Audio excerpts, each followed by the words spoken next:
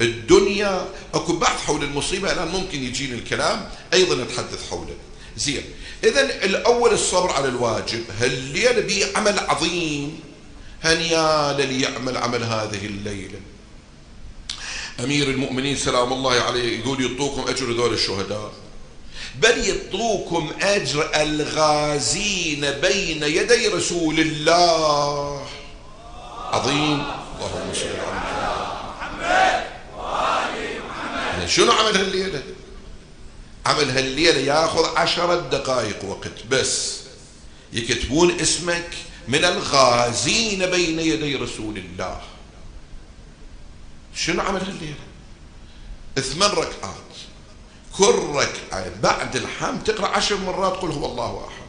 جربوا شوفوا، كل ركعة تاخذ دقيقة وربع، بالدقة ده أقول لك دقيقة وربع، 10 دقائق. ولكن تعال شوف هذا الثواب العظيم.